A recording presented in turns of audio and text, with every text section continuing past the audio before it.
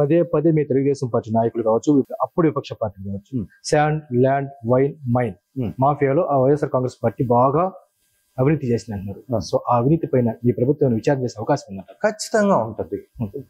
చేస్తేనే కదా ఇప్పుడు మీరు అడిగారు ఇందాక, దీన్ని ఎట్లా ఇప్పుడు ఈ ఆర్థిక వ్యవస్థని ఎట్ట దారిలో పెట్టాలి. ఇప్పుడు ఒక గజ దొంగ ఎక్కడో పోయాడు, దోపిడీ చేసి వాడు అలీబాబా 40 దొంగల టైప్ లో భూగృహంలోనో ఎక్కడో డెన్ లో ఆ సొమ్ము అంతా దాచుకొని ఉన్నాడు. అది బయటకు వస్తేనే కదా మళ్ళా ప్రజలకు జాగ్రత్త. ఇప్పుడు ఏదైతే ఇప్పుడు ల్యాండ్ యాక్ట్ అని ఎందుకు పెట్టారు వాళ్ళు, దాని వెనక వాళ్ళ కాన్స్పిరసీ ఏంటంటే భూమి చట్టాన్ని కొత్త దాన్ని తెచ్చి మొత్తం దీన్ని వాళ్ళ చేతుల్లో పెట్టుకొని వీళ్ళకి రైతులకి దాని మీద హక్కు లేకుండా ఒక రకంగా చేస్తే ఏదైతే మనం ఈ దోచుకున్న భూములు ఉన్నాయో వాళ్ళు ఏమీ మాట్లాడలేరు అనే ఉద్దేశం తెచ్చిన చట్టమే అది. 3వ సంతకం అదే అన్నాడు. అది థర్డ్ లా భూ చట్టాన్ని రద్దు చేస్తాం. రైతు పాస్ పుస్తకం మీద రైతుకు మనం ఇన్ని ఏళ్లుగా మేము ఎన్ని సంవత్సరాలు చూసినా అధికారిక ముద్ర పాస్బుక్ మీద ఉంటుంది, కానీ ముఖ్యమంత్రుల ముద్రలు వీళ్ళ ముద్రలు ఉండవు. అదొకటి కొత్తగా తెచ్చారు. ల్యాండ్ యాక్ట్ అని తెచ్చారు.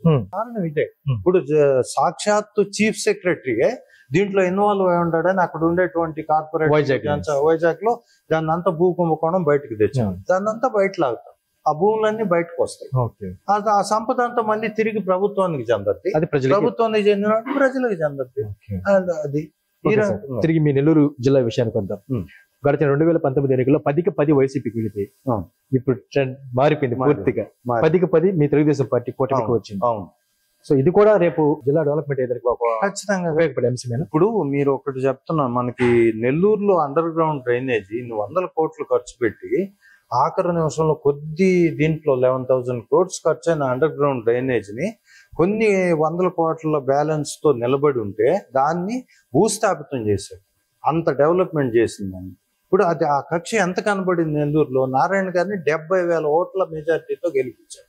ఎందుకు గెలిపించారు అంటే జనాలని వీళ్ళు కేవలం అమాయకులు, మనం డబ్బులకి కుక్కలకి బిస్కెట్లు వేసినట్టు వేస్తే తోకొక్కుతాయి అనుకుంటే వీళ్ళు జనం కుక్కలు కాదు. అది కదా వాళ్ళు. నువ్వు అట్లా అనుకుంటే అట్లా అనుకొని ఈ రోజు ఈ గతి పట్టించి మొత్తం ఆ పార్టీ కూడా నాకు చూడ, అది పార్టీని గురించి మనకు తెలియదు వాళ్ళ వ్యవస్థ. నేను నిన్ననే ఒకటి చూశాను. అంటే చంద్రబాబు గారు వాళ్ళ పార్టీలో ఉండే నాయకుల్ని ఎట్టు గౌరవిస్తారని 2 మీటింగులు జరిగాయి. 2 మీటింగులు ఎంపీలను పెట్టుకొని ఒకవైపు చంద్రబాబు మీటింగ్ ఒకటి జరిగింది, ఈయన జగన్మోహన్ రెడ్డి మీటింగ్ ఒకటి జరిగితే ఈయన ముందు నిలబడి ఉన్నారు మొన్న గెలిచిన 11 మంది ఎమ్మెల్యే. ఆయన దగ్గర వాళ్ళు కూర్చొని ఓపెన్ గా ఆయనతో డిస్కస్ చేస్తున్నారు. ఆ స్వతంత్రం అక్కడ ఉంది. ఎంత జరిగిన తర్వాత కూడా ఇక్కడ ఈ స్వతంత్రం ఇంకా ఉంది. అట్లా నియంతృత్వం అంత జరిగినా వాళ్ళకి ఆ జ్ఞానం ఆయనకి రాలా. అక్కడ పోయిన నాయకులు కూడా అదే బానిస బతుకుతా ఆయన ముందు నిలబడి చేతులు కట్టుకొని నిలబడి ఉన్నారు. అవసరం ఇంక ఎట్లా ఆ పార్టీ మనుగడ కొనసాగిస్తాడు అనేది. ప్రజలు తలుచుకుంటే ఎంత పటిష్టమైన ప్రభుత్వాన్ని కూడా అనగదొక్కగలరు. సో ఇప్పుడు మీకు ఒక భారీ విజయం అందింది. తలకెక్కించుకుంటారా, బాధ్యతగా పనిచేస్తారు? ఇది తలకెక్కించుకుంటే ఎవరికైనా కూడా ఇటువంటి అనుభవాలు ఎదురవుతాయి. అంటే ఈ జగన్కి ఎదురైనాయి కదా అనుభవాలు.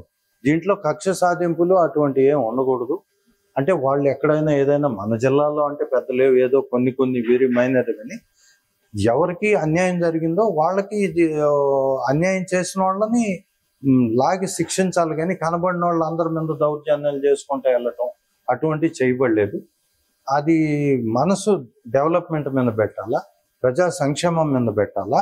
ఎవరు తప్పు చేశారో ఇప్పుడు మనం చూసాం పల్నాడులో చాలా మంది గ్యాంగ్స్టర్స్ వాళ్ళని మాత్రం తీవ్రంగా శిక్షించాలా. దీంట్లో చాలా మంది వాళ్ళతో వచ్చిన అమాయకులు ఉంటారు, వాళ్ళ మీద కక్ష సాధింపులకు పోవాల్సిన అవసరం లేదు.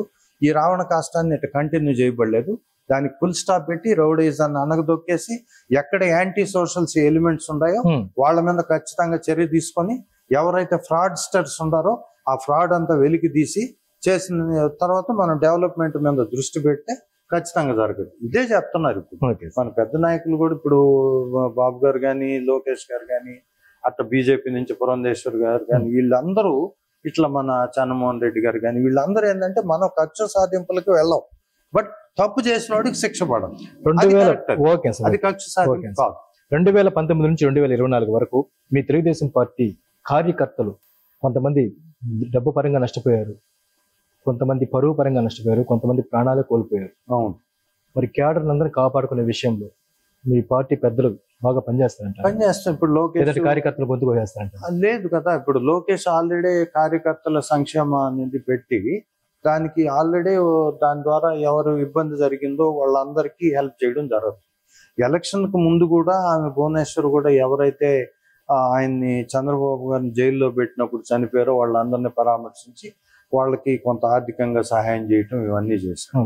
అవి ఆల్మోస్ట్ ఈయన ఈ కార్యకర్త సంక్షేమ నిధితో ప్యారలల్ గా ఈయన ఇప్పుడు చెప్పడం కూడా పార్టీ మెయిన్ గా లోకేష్ గారు దాన్ని కాన్సన్ట్రేట్ చేస్తారు అని చెప్తున్నారు. అది ఏ పార్టీ కూడా కార్యకర్తలని విస్మరిస్తే అనలేదు కదా, అది విస్మరించరు అన్న ఉద్దేశంతోనే ఇన్నేళ్లుగా కూడా తెలుగుదేశంలో ఇంత అట్రాసిటీస్ జరిగినా కూడా కార్యకర్తలు పార్టీకి అభిమానంగానే పనిచేస్తారు. అంటే గెలుపు సంగతి పక్కన పెట్టి అసలు పార్టీ ఉనికే కష్టం అనుకున్న సమయంలో వీరోచితంగా పోరాడారు తెలుగుదేశం పార్టీ నాయకులు కావచ్చు, కార్యకర్తలు కావచ్చు. సో కార్యకర్తల్ని మళ్ళీ మరోసారి ఏమార్చే పని ఉండబోతుందా, లేదంటే వాళ్ళని గట్టెక్కిస్తారా తెలుగుదేశం పార్టీ పెద్దలు? అట్లా ఏమార్చే పరిస్థితి ఉండదని నిన్ననే చెప్పాడు. నేను ఈసారి బ్యూరోక్రాట్ ప్రభుత్వం ఉండదు, రాజకీయ ప్రభుత్వమే ఉంటుంది. అంటే రాజకీయ ప్రభుత్వం ఉంటుంది అంటే సలహాలు ఎవరికి తీసుకుంటారు? కింద నుంచి కార్యకర్తలు నాయకులకి చెప్తారు, నాయకులు ఎమ్మెల్యేలు ముఖ్యమంత్రికి చెప్తారు, కింద ఒపీనియన్ తీసుకొని ప్రభుత్వం నడుస్తుంది. నిన్న క్లియర్ కట్ గా ఆయన స్టేట్మెంట్ ఎంపీలతో అదే చెప్పాడు. సో మొత్తానికి ఈసారి బ్యూరోక్రాట్ ప్రభుత్వం కాదు, రాజకీయ ప్రభుత్వమే నడుస్తుంది అని. అది ఆయన ఇచ్చిన message. It is a wonderful message. So రాష్ట్ర ప్రగతిని కాపాడుకుంటూ రాష్ట్రాన్ని అభివృద్ధి పదంలో ముందుకు తీసుకువెళ్తూ అట్ సేమ్ టైమ్ లో తెలుగుదేశం పార్టీ నాయకుల్ని కార్యకర్తలను కాపాడుకునే విషయంలో తెలుగుదేశం పార్టీ ముందుంటాం. వేరే సందేహం లేదంటారు? సందేహమే. ఓకే, మీ అభిమానం 100% మీ మండల ప్రజలకి, మీ గ్రామంలో మీ తెలుగుదేశం పార్టీని లీడింగ్ తీసుకొచ్చిన ప్రజలకి మన ఛానల్ ద్వారా ఏమైనా కృతజ్ఞతలు తెలియజేస్తారు?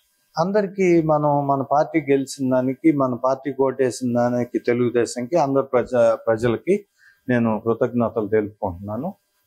మా గ్రామంలో ప్రజలకు మేము ఎప్పుడు అండగా ఉంటాం. వాళ్ళకి ఏదైనా సమస్యలు వచ్చినా కూడా దాన్ని మేము వ్యక్తిగతంగా తీసుకొని పరిష్కరిస్తాం. మండలంలో కానీ గ్రామంలో కానీ ఎక్కడికక్కడ నాయకులు ఆ విధంగానే పనిచేసి మళ్ళీ మన ప్రభుత్వం ఇదే పటిష్టంగా మన పార్టీ ఉంటూ ప్రభుత్వం కూడా బాగా జనాల కోసం పనిచేస్తా మళ్ళా రాబోయే ఎన్నికల్లో 5 ఏళ్ళు పనిచేస్తే ఇలాంటి విజయమే మనకి లభిస్తుంది. అందులో ఏమి అనుమానం ఉండదు. రాపర్ల మల్లికార్జున ప్రసాద్ చౌదరి గారిని ఏదైనా నామినేటెడ్ పదవులు చూడొచ్చు మేము?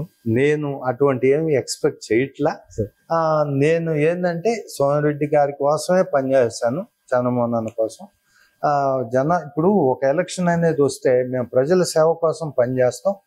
దానికి పదవి ఉన్నా లేకపోయినా ఆ సేవ చేయటం అంటే మనం ఆ యాటిట్యూడ్ అనేది మొదటి నుంచి ఉండేది. అదే రకంగా చేస్తే వెళ్తాం. ఏదో రకంగా ప్రజలు ఈ క్రమంలో పార్టీ ఏదైనా నామినేటెడ్ పదవి ఇస్తే రెడీయా? All the best. Thank you very much. Thank you.